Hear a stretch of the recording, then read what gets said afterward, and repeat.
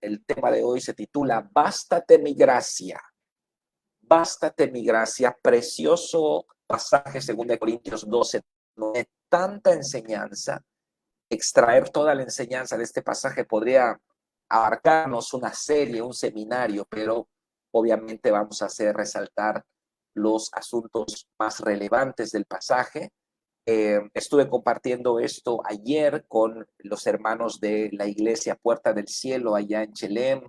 Una tremenda bendición con los hermanos. Me dio mucho gusto saludar a Fer, a su esposa, eh, eh, fue el nombre ahorita, pero vimos a todos, a todos los hermanos allá en Chelem. Así que esta es la palabra para esta semana.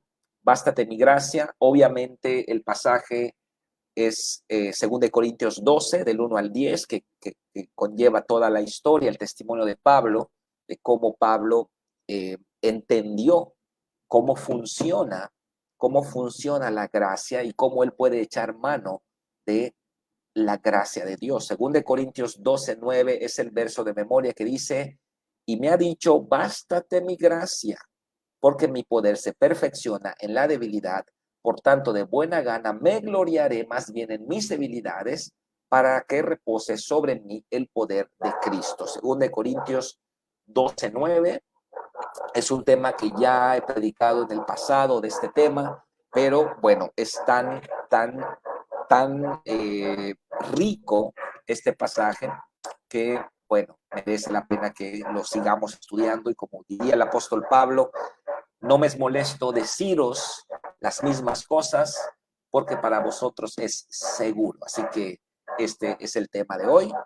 Bástate mi gracia y voy a invitarles a que seamos participativos, pongamos allá en los comentarios nuestras opiniones y en la medida de lo posible, de acuerdo al tiempo, pues yo voy a ir leyendo sus comentarios. Dice la introducción, un aguijón es el órgano punzocortante que poseen ciertos insectos como escorpiones, tarántulas o avispas. Su función es la de punzar a la víctima e inyectarle veneno para aturdirla y vencerla. El apóstol Pablo comparó cierto problema recurrente en su vida con los dolorosos efectos de la picadura de un aguijón. Cada determinado tiempo, un aguijón espiritual venía a pincharle, haciéndole sentir el ser más miserable del mundo. Y aunque había orado para que Dios se lo quitara, el aguijón seguía ahí, rondando su vida, listo para picarle cada vez que él se enalteciera. Bueno, es un tema tremendo. Tenemos que entender cómo funciona la obra del enemigo, cómo funciona la gracia de Dios, para que no caigamos en el estoicismo, para que no caigamos en el error de pensar que bueno, que Dios es partícipe de las enfermedades y Dios me envió esta enfermedad para que yo sea humilde. Mira lo que le pasó a Pablo, ¿no? Entonces, no, vamos a entender que no es la voluntad de Dios el aguijón, pero allá va a estar pinchándonos cada vez que nosotros nos salgamos de la sombra de sus alas. Tenemos que mantenernos dentro del paraguas, dentro del domo de la gracia. Ahí no hay aguijones. Ahí no hay aguijones. ¿Cuándo nos pinchan los aguijones? Cuando salimos. Cuando nos vamos por nuestra cuenta, pues ahí es donde nos pinchan. Entonces, Dios diría, el problema no es el aguijón. El problema es uno que se sale, es Pablo, ¿no? En este caso, pero en términos prácticos, cada uno de nosotros, cuando salimos de la cobertura de la gracia, quedamos expuestos, penetramos a terrenos aguijonescos y vamos a ser afectados, ¿ok? Así que hay que entender este pasaje, hay que entender este pasaje. Vamos a basar toda la enseñanza, hermanos, en un texto que está en segunda de Corintios 12, del 1 al 10. Vamos a leer todo el texto y luego nos vamos con las preguntas, ¿ok? Entonces, 2 de Corintios 12, del 1 al 10, dice, ciertamente no me conviene gloriarme, pero vendré a las visiones y a las revelaciones del Señor. Conozco a un hombre en Cristo, obviamente está hablando de sí mismo el apóstol Pablo, que hace 14 años, si en el cuerpo no lo sé, si fuera del cuerpo no lo sé, Dios lo sabe, fue arrebatado hasta el tercer cielo y conozco a tal hombre, si en el cuerpo o fuera del cuerpo no lo sé, Dios lo sabe, que fue arrebatado al paraíso, donde oyó palabras inefables que no le es dado al hombre expresar. De tal hombre me gloriaré, pero de mí mismo en nada me gloriaré, sino en mis debilidades. Sin embargo, si quisiera gloriarme, no sería insensato, porque diría la verdad, pero lo dejo para que nadie piense de mí más de lo que ve, de lo que en mí ve u oye de mí. Bueno, lo que estamos viendo en esta primera mitad del pasaje es, digamos, la unción de Pablo, ¿no? El llamado de Pablo, el nivel de Pablo, ¿ok? Y esta revelación que tenía Pablo, a veces se le subía a la cabeza. Y así nos pasa a nosotros también. A veces Dios nos usa una buena prédica, un buen mensaje, crecemos la célula, levantamos líderes y entonces decimos, oye, yo no soy cualquier cosa, ¿eh? Estamos allá pensando que nosotros somos esto, somos otro, y ahí es donde tenemos que tener cuidado. Proverbios dice que antes de la caída es la altivez de espíritu. Y muchas veces se nos olvida de dónde nos sacó el Señor, cómo llegamos a los pies de Jesús, cuando fuimos sacados del pozo cenagoso y cómo, pues, nos gozábamos como niños, nuestros pecados habían sido perdonados, éramos agradecidos, ¿no? Pero cuando ya pasa el tiempo, nos volvemos expertos en el cristianismo, nos volvemos personas ya, pues, bastante educadas, ¿no? En términos bíblicos, y se nos olvida de dónde nos ha sacado el Señor. Empezamos a juzgar, empezamos a condenar, empezamos a despreciar a otros que tienen aparentemente menos espiritualidad que nosotros. No es que tú no oras como yo oro, no es que tú no liberas, tú no evangelizas, tú no vas a tal lugar, yo sí me muevo. Y entonces entramos a una soberbia espiritual. Y ahí es un terreno peligroso. Es un terreno peligroso. Tenemos que cuidarnos de no ser altivos, de no ser eh, potentes espirituales, porque el Señor puede darnos una pequeña vara, ¿no? Así que, bueno, esto es lo que está hablando en contexto el apóstol Pablo. La hermana Maru le mando un saludo allá en el estado de Coahuila. Dice, nuestras debilidades no solo nos ayudan a desarrollar nuestro carácter cristiano, sino también profundizan nuestra adoración, porque al afirmar nuestras debilidades, afirmamos la fortaleza de Dios. Wow, hermana, usted debería ser pastora, ¿eh? Usted debería estar pastoreando una iglesia, usted, hermana. La verdad. Gloria a Dios. Bueno, vamos a continuar con la lectura entonces. Verso 7 dice, y para que la grandeza de las revelaciones no me exaltase desmedidamente, me fue dado un aguijón en mi carne, un mensajero de Satanás, que me abofetee para que no me enaltezca sobremanera. Respecto a lo cual 3 veces he rogado al Señor que lo quite de mí. Y me ha dicho, bástate mi gracia, porque mi poder, se perfecciona en la debilidad. Por tanto, de buena gana me gloriaré más bien en mis debilidades para que repose sobre mí el poder de Cristo. Por lo cual, por amor a Cristo, me gozo en las debilidades, en afrentas, en necesidades, en persecuciones, en angustias, porque cuando soy débil, entonces soy fuerte. Amén. Bueno, este es el texto base de nuestro estudio y todas las preguntas que vamos a hacer van a surgir del texto base. Ok, entonces vamos a la primera pregunta, según el versículo 7, ¿qué era en realidad el aguijón de Pablo? ¿Okay? Bueno, ha habido mucha especulación con respecto a esto. Gracias a Dios, Pablo no dice cuál era su aguijón. Él no dice cuál era su padecimiento o la situación que atravesaba. Se ha especulado que pudiera ser un problema de la piel, se ha especulado que pudiera ser un problema de los ojos, porque a los Gálatas les dice que cuando él llegó a Galacia, bueno, tenía una enfermedad y él dijo, ustedes si hubiesen quitado los ojos para dármelos, ¿no? Entonces, bueno, no se sabe cuál era la situación que de tiempo en tiempo atormentaba a Pablo, ¿ok? Pero Pablo encontró que había una relación entre su aguijón y cuando él se salía de Huacal, ¿no? Entonces, esta relación aguijón, soberbia, aguijón, altivez, es lo que Pablo quiere resaltarnos a nosotros, pues para que aprendamos cómo lidiar con estas cosas. Y entonces, ¿cuál era ese aguijón? No lo dice Pablo, no dice el padecimiento, no sabemos si era una enfermedad, si era un estado depresivo al que entraba el apóstol, o si era, no sé, ataques de ansiedad, no sabemos, no dice.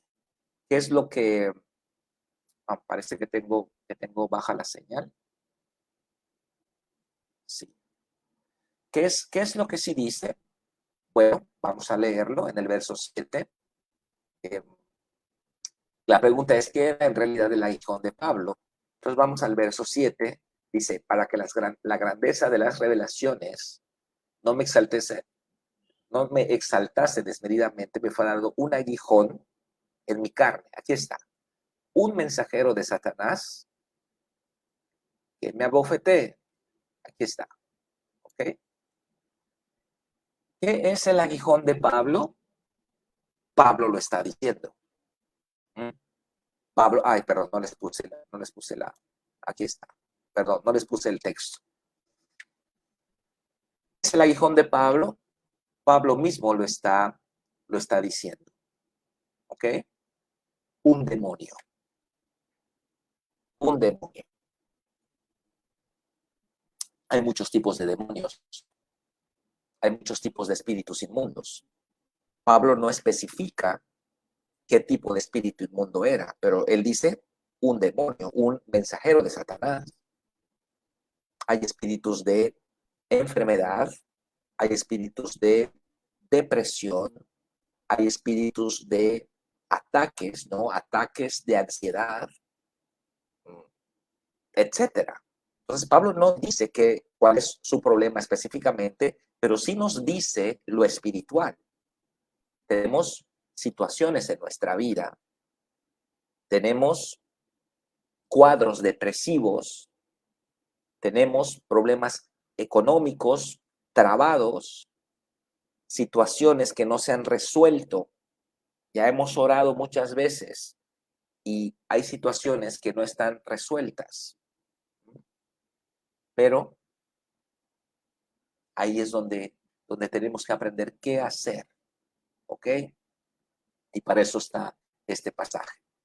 Si tengo la señal un poquito mala y la transmisión falla, indican en los comentarios, por favor. Olvidé hoy conectar mi cable porque me conecto con cable, pero bueno, espero que todo esté bien, la verdad. Entonces, contestando el punto número 1, ¿qué era en realidad el aguijón de Pablo? Un espíritu inmundo. Un espíritu inmundo. Esa es la respuesta.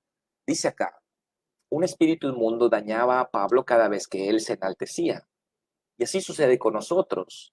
Ciertos problemas en nuestra vida son consecuencia directa de la actividad destructora de espíritus inmundos que aprovechan que hemos salido de la gracia para dañarnos y afectarnos. Aquí es donde no nos debemos confundir.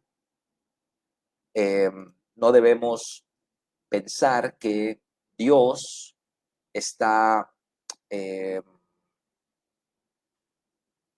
está asociado con Satanás. No, no es así. Aquí es donde tenemos que entender que somos nosotros, en la gracia de Dios, no hay aguijones, en la gracia de Dios no hay problemas depresivos, ¿ok?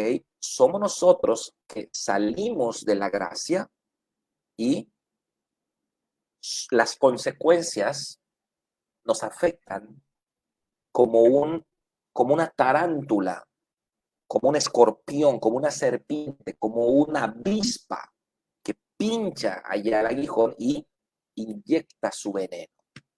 Así que el problema no es el aguijón. Dios no está asociado con el aguijón. Es uno que se mete a la zona donde no debe entrar. Punto número dos. Punto número dos. Según el mismo verso, ¿para qué le fue dado ese aguijón a Pablo? Okay, vamos entonces a regresar al texto. Y bueno, lo dice dos veces. Voy a ponerlo con amarillo para que lo podamos ver. Dice, para que la grandeza de revelaciones no me exaltase desmedidamente. Acá está. Ok. Y acá lo repite nuevamente al final del verso. Para que no me enaltezca sobre. Ok. ¿Cuál es el problema? El problema es que la altivez, la soberbia, la arrogancia, el orgullo, provoca que andemos por nuestra propia cuenta, ¿ok? Cuando nosotros pecamos o cuando hacemos las cosas a nuestra manera, en el fondo estamos pecando de soberbia, porque estamos diciendo que Dios, lo que tú dices, no es tan importante como lo que yo pienso o lo que yo siento. Entonces voy a hacer las cosas a mi manera. Sí, sé que tú prohíbes esto, prohíbes lo otro, Padre, pero en esta situación sé que tú me vas a entender. Y entonces jugamos un juego de supremacía con Dios. Claro, nunca lo vamos a decir así, nunca vamos a decir, bueno, Dios no es tan sabio como yo, jamás lo vamos a decir así, pero en la práctica lo hacemos. Y al final eso es soberbia, ¿no? Al final eso es altivez, es necedad, porque Dios nos está diciendo cómo solucionar nuestros problemas, cómo solucionar nuestra vida. Ah, no, pero esa forma no me gusta. Mejor voy al banco y pido dinero. Mejor voy con el hermano rico y le pido que me ofrende 2,000 pesos. O mejor lo hago así o lo hago así. Y entonces buscamos nosotros la forma porque pensamos que Dios está anticuado. No está en el siglo XXI. Yo sé un poquito más de estos temas. Dios me entiende, quiero tener relaciones sexuales antes del matrimonio. Dios va a entender, ¿no? Entonces, entramos a este juego y a la final, pues simplemente es soberbia, es arrogancia, es soberbia. Y salimos de la gracia y entonces Satanás toma ventaja, ¿ok? Entonces, la respuesta del punto número 2, ¿para qué le fue dado ese aguijón a Pablo? Para que no se enaltezca. Es decir, el aguijón funciona como un indicador de soberbia, ¿ok?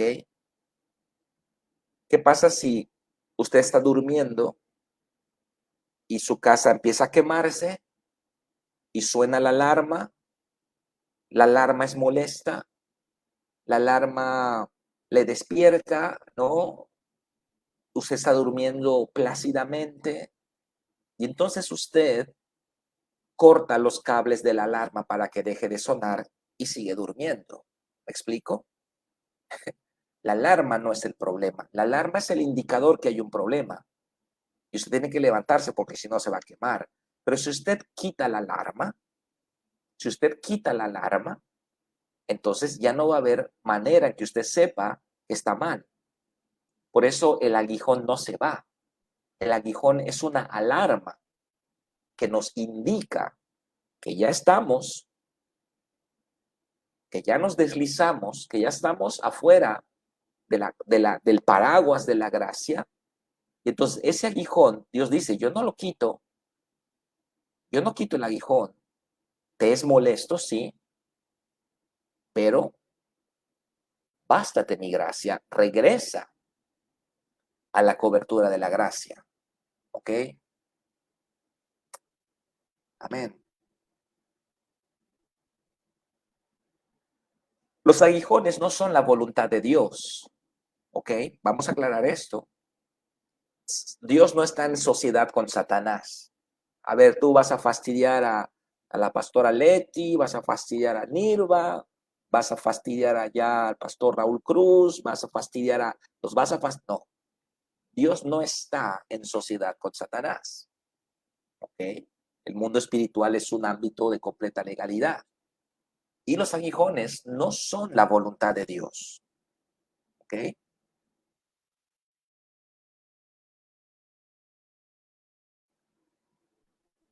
Pero ahí están, fuera de los linderos de la gracia, listos para pincharnos cada vez que nos salgamos del camino y andemos por cuenta propia.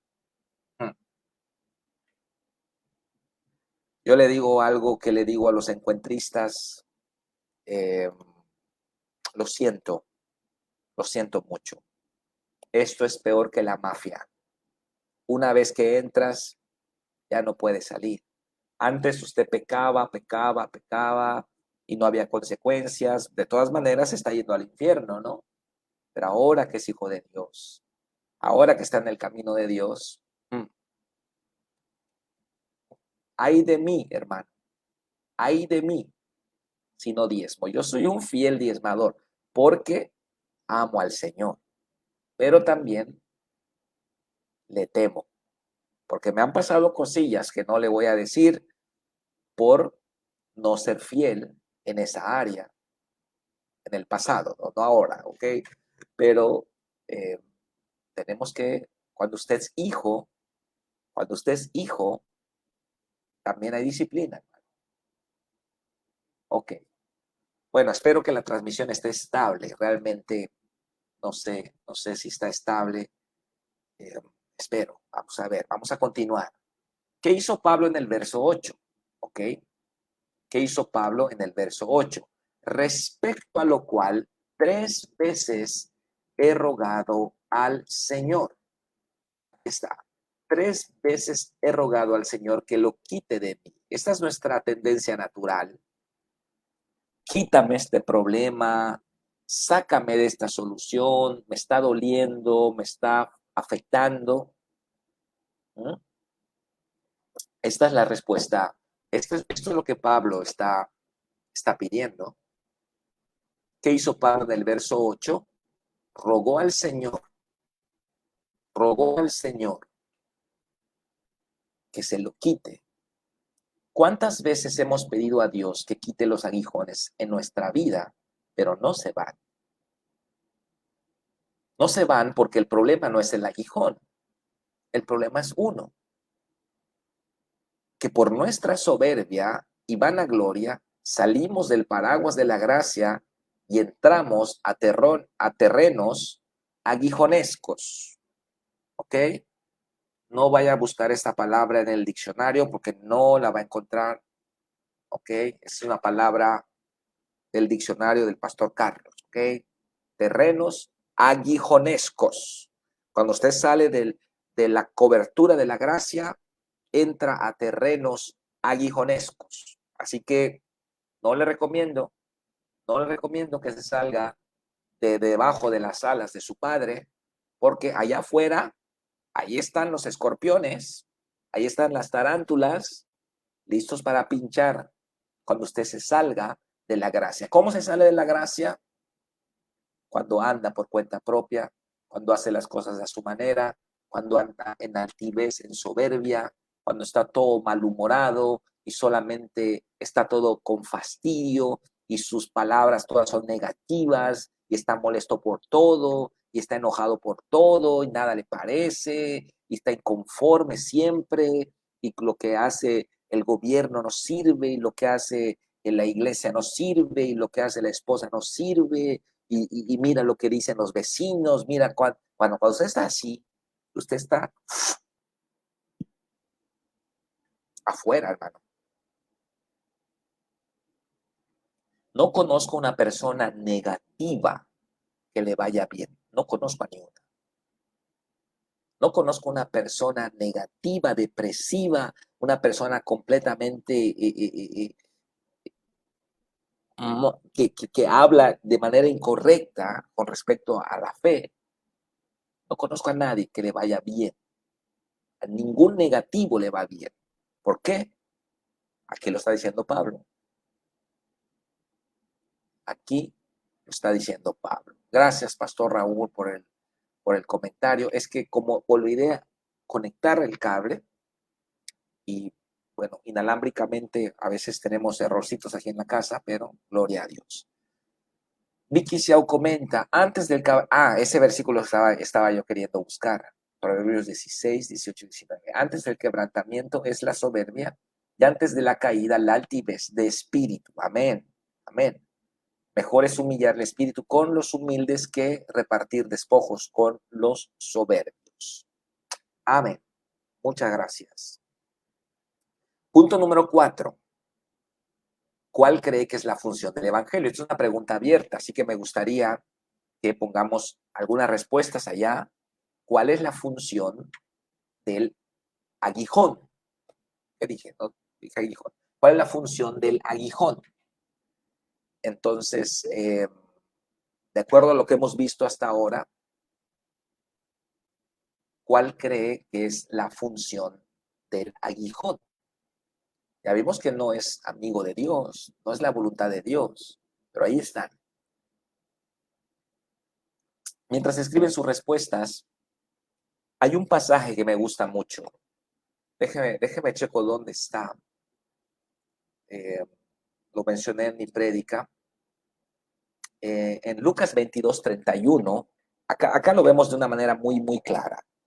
Jesús le dice a Pedro, ¿no? Es cuando Pedro está, pues, que no lo para nadie, ¿no? Yo te voy a seguir, yo voy a estar contigo toda la vida, y aunque todos se escandalicen de ti, cuenta conmigo, aquí estoy Jesús, y bueno, Pedro está, ya lo perdimos, ¿no?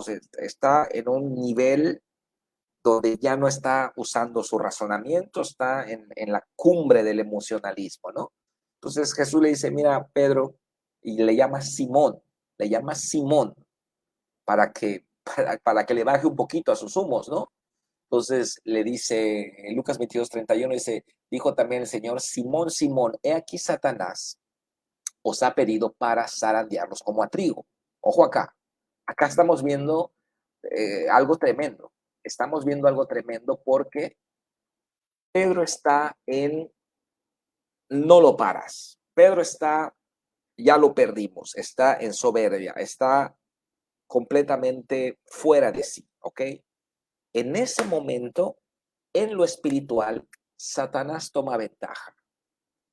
Pide afectar a Pedro, zarandearle como a trigo. Obviamente, el juez justo, el juez de toda la tierra, autoriza la zarandeada. ¿Mm? Autoriza la zarandeada. ¿Por qué? Porque el juez es justo. Y Pedro se sale de la gracia y está faroleando, está parloteando, y entonces Satanás inmediatamente pide fastidiar a Pedro, el aguijón, ¿no? Pide pinchar a Pedro, por así decirlo. Y esta revelación, el Espíritu se la da a Jesús. Y Jesús le dice, mira, Pedro, Satanás te ha pedido para zarandearte como a trigo, porque ya te saliste, ¿no? Ya no estás en humildad. Pero yo he rogado por ti, yo he orado por ti. Déjeme ver exactamente qué palabras usa. Pero yo he rogado por ti que tu fe no falte. ¿Mm? O sea que cuando venga el pinchazo, que va a venir, porque tú estás afuera, Y Satanás va a aprovechar que te saliste. Cuando venga el pinchazo, voy a orar para que reacciones, para que tu fe no falte. Y miren lo que dice Jesús. Y una vez vuelto, esto me encanta, una vez vuelto, ¿por qué? Porque ya se ha ido, ¿no? Ya perdimos a Pedro. Ya Pedro ya no está pensando, Pedro está ido, pero el aguijón le va a hacer volver en sí. ¿Mm? Una vez vuelto, confirma a tus hermanos. Nos damos cuenta de la función del aguijón. ¿Es la voluntad de Dios el aguijón? Por supuesto que no. Pero ahí iba a estar afuera del camino de Dios para pincharle. No le recomiendo que se salga del camino de Dios. No le recomiendo. La iglesia es imperfecta, sí. Hay chismes, murmuraciones, le han dejado mal, no le gusta cómo predica el pastor, sí, sí, sí, sí, sí. Pero no le recomiendo que se salga del camino donde Dios le ha puesto. No se lo recomiendo. Lamentablemente a veces aprendemos por consecuencia y no por obediencia. ¿Cuál es la función de el aguijón? Oh, wow, muchas respuestas. Ok. Es como un límite que ya no debemos pasar. Mantenernos humilde, dice la doctora Cintia, Ángeles Benítez, el enemigo anda como un rugiente, buen versículo, quiere devorar los de Dios que salen de la gracia. El pastor Rubén comenta una señal de alarma y hacerlo reaccionar, sí. Si no está el aguijón, te perdemos, hermano. Si no hay aguijón, te perdemos, porque nunca regarías, ¿no? El aguijón te recuerda que eres polvo, te recuerda que no eres Dios, y uno regresa en humildad. Recordar de dónde venimos y no perder el piso. ¡Wow! Muy bueno, muy bueno. Liliana Reyes, poner un límite y recordarnos que necesitamos a Dios y que no es con nuestras fuerzas, sino con la ayuda del Espíritu Santo. Amén. Mirva comenta, mantenernos firmes en Cristo y no van a gloriarnos de los logros, porque instrumentos somos para hacer la obra. Amén. Aprender de mi debilidad para no confiar en mí misma y depender de Cristo. Amén. Elisa comenta, es una forma que nos indica que nos estamos saliendo de la gracia. Wow. No, hermoso. Todas las respuestas están bastante acorde con el tema, respuestas, y bueno, como es una pregunta abierta, hay mucho margen, ¿no? Entonces, cree que la función del aguijón, dice el texto, los aguijones en nuestra vida son indicadores de soberbia. Wow.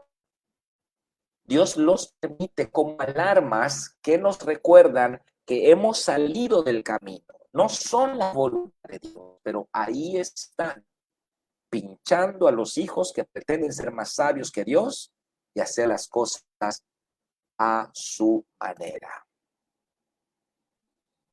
Wow, wow. Como dirían los judiciales, flojito y cooperando. Como dirían los judiciales en México, flojito y cooperando. Es un freno a la vanagloria y recordatorio de que sin Dios nada podemos hacer. El aguijón nos recuerda que somos polvo. El aguijón nos hace sentir miserables. El aguijón nos demuestra que no somos Dios, que no podemos salirnos con la nuestra, que no podemos burlar a Dios, que todo lo que sembramos vamos a cosechar. El aguijón tiene una función, tiene una función. Es el recuerdo de la humanidad ante Dios, depender solo del Padre. Amén. Y Roberto Cortés comenta, para volver nuestra mirada a Dios. Sí, hijo pródigo, ¿no? El hijo pródigo toca fondo. En cierta manera, él está viviendo una situación aguijonesca, pobre, sin dinero, arruinado, debilitado, con hambre. Se mete el chipero con cerdos y quiere comer la comida de cerdos. El aguijón tiene una función. ¿Es la voluntad de Dios que el hijo pródigo llegara a ser? Por supuesto que no. Por supuesto que no. Dios no quería, el padre del hijo pródigo no quería que eso sucediera, pero el hijo se fue, nadie lo paraba, nadie lo paraba. No había forma de hacerle entrar en razón. ¿Mm? Entonces, el aguijón participa haciendo volver a un hijo sobre sus pasos. ¿Cuál es la contestación de Dios a los ruegos de Pablo? Verso 9. Y me ha dicho, esto es lo que responde nuestro Padre, bástate mi gracia, bástate mi gracia, porque mi poder se perfecciona en la debilidad. Esta es la respuesta de Dios a las oraciones de Pablo. Quítame este problema, quítame esta situación, Padre, ya no aguanto más, quítame esta deuda, quítame este problema familiar, ya, Padre, ya oraste, ya ayunaste, ya dijiste, ya fuiste de rodillas a la basílica, ya hiciste un montón de cosas, ¿no? Ya hicimos 1000 cosas y nada. ¿Cuál es la respuesta de Dios? En mi gracia está todo lo que necesitas. ¿Qué andas buscando en el mundo? ¿Por qué estás buscando allá afuera? En mi gracia hay una fuente inagotable de recursos, de provisión, de sanidad, de bendición para ti, para tu familia, para tus hijos, para tu matrimonio. Ahí está todo. Ahí está todo. Bástate, mi gracia significa, en mí tienes todo lo que necesitas. Ahí está todo. No hagas nada indebido para tratar de agarrar provecho, sacar provecho. En mi gracia está lo que necesitas y más. Bástate mi gracia. Es la respuesta de Dios cuando nosotros oramos para que nos quite Dios los aguijones. El problema no era el aguijón, ya lo vimos, sino el mismo Pablo. Él simplemente tenía que regresar al domo de la gracia y tomarse nuevamente de la mano de Dios. En la gracia de Dios está todo lo que necesitamos. ¿Por qué buscamos en el mundo lo que Dios ya nos ha dado? ¿Por qué persistimos en hacer las cosas a nuestra manera cuando tenemos un Padre que todo lo puede? Bástate mi gracia significa, no busques más. En mí está todo lo que necesitas.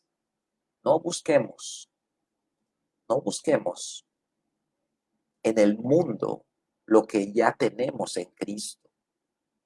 En el mundo, hermanos, Satanás nos da cosas chafas, nos da amor chafa, nos da riqueza chafa, nos da una fama chafa.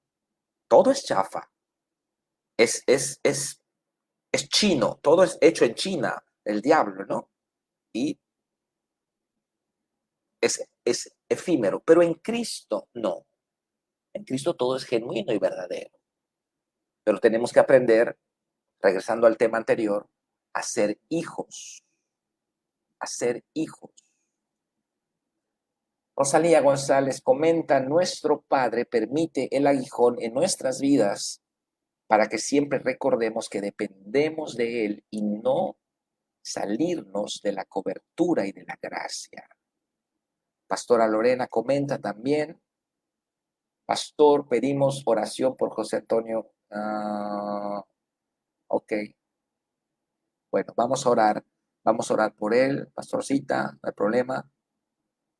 Y comentario de Nirva, si confiamos en que Dios es mi Padre, no debo dudar que sus cualidades de proveedor, protector y guía me cubren, entonces no necesito más. Sí, amén. Decimos amén. La cosa es hacerlo. La cosa es obedecer. Ahí es donde somos hijos. Todos decimos amén. Todos decimos gloria a Dios. Todos decimos Dios es poderoso. Todos decimos Dios es nuestro Padre. Pero a la hora de obedecer, ahí es donde se ve quién tiene fe y quién no tiene fe. Allá. Allá es donde se ve quién entra a la gracia y quién no entra a la gracia.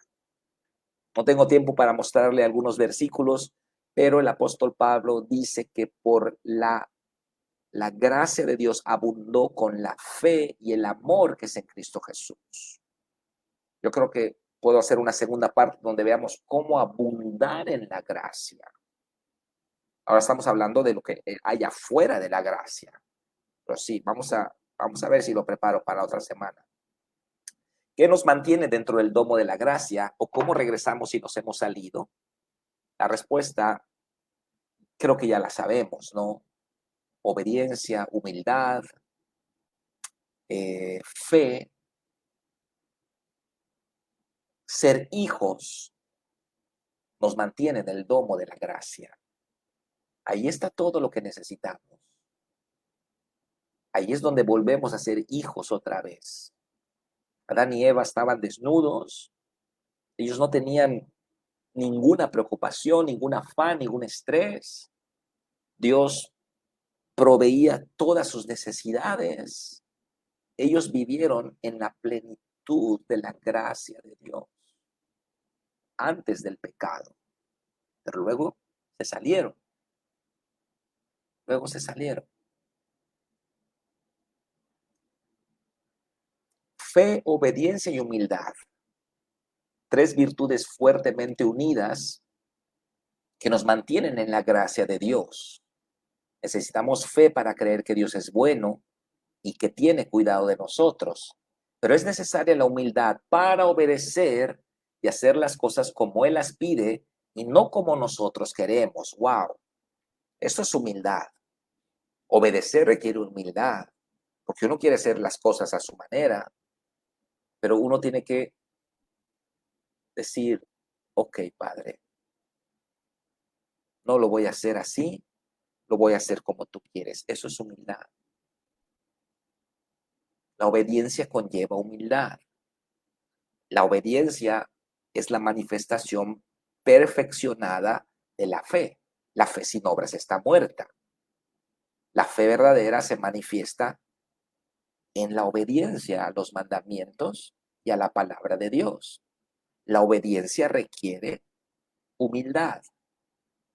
La humildad es la actitud donde reconocemos que no somos Dios y que nuestro Padre nos pide cosas que a lo mejor al momento no nos benefician, pero a la larga va a haber un fruto positivo. A lo mejor al momento no las entiendo, pero a la larga voy a ver su mano poderosa.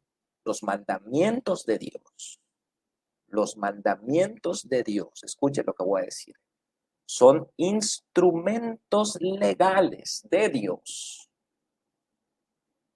para intervenir en su vida.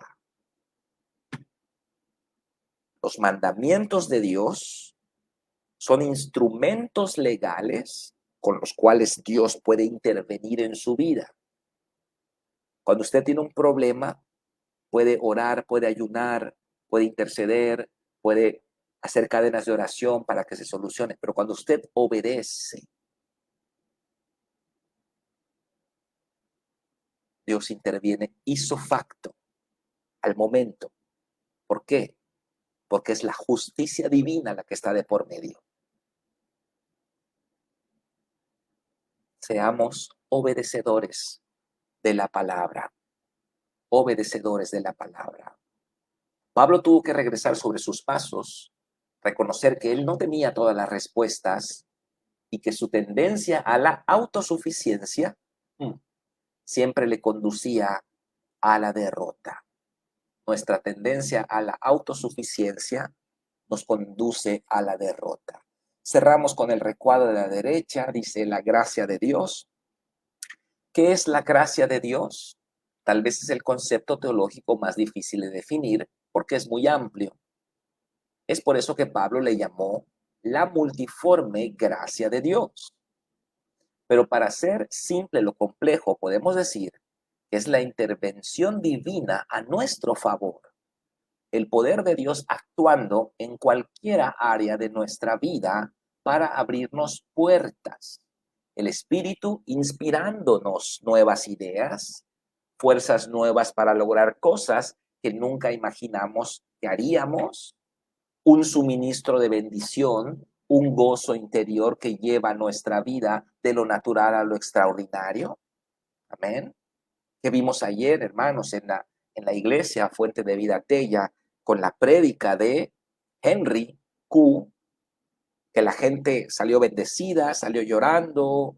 Mi esposa me dijo, estuvo tremenda la prédica, gloria a Dios. ¿Qué vimos? La gracia de Dios, la gracia sobre este joven, fluyendo, eso es lo que vimos, gracia, ¿ok? Habacuc lo dice de esta manera, Dios es mi fortaleza, quien hace mis pies como de ciervas y en mis alturas me hace andar. Nada falta en la gracia de Dios, solamente tenemos que aprender a echar mano de ella. Yo creo que sí voy a hacer la segunda parte, porque ya se me antojó hacer la segunda parte de cómo echar mano de la gracia de Dios. Y el versículo de memoria dice, y me ha dicho, bástate mi gracia, porque mi poder se perfecciona en la debilidad, por tanto, de buena gana me gloriaré más bien en mis debilidades, para que repose sobre mí el poder de Cristo. ¿Cuántos decimos amén? ¿Cuántos decimos amén? Ana Lilia dice, sí, la continuación, sí, vamos a hacerla, vamos a hacerla. El temor reverente a Dios, sí. No solamente obedecemos porque es nuestro Padre, no solamente obedecemos porque hay bendiciones, también obedecemos porque hay aguijones. El temor de Dios, dice la pastora, gloria a Dios. Amén, amén, hermanos. Gloria a Dios, vamos a meditar en esto, vamos a practicarlo, vamos a predicarlo en nuestras células y vamos a aprender a caminar en la gracia de Dios. Entonces les prometo la segunda parte, vamos a dar la segunda parte de cómo abundar en la gracia de Dios. Vamos a orar para cerrar. Padre, gracias te damos por esta palabra. Reconocemos que necesitamos tu gracia. Enséñanos a andar en tu gracia, a abundar en tu gracia. Padre, y que podamos reconocer nuestros errores, nuestros pecados, para ser hijos tuyos y entrar nuevamente a debajo de las sombras de tus alas, Padre. Gracias por esta hora de estudio. Bendigo a mis hermanos y bendigo las células que ellos pastorean. Padre, bendecimos los discípulos que estamos haciendo para tu gloria. Te damos gracias en el nombre de Cristo. Amén y amén.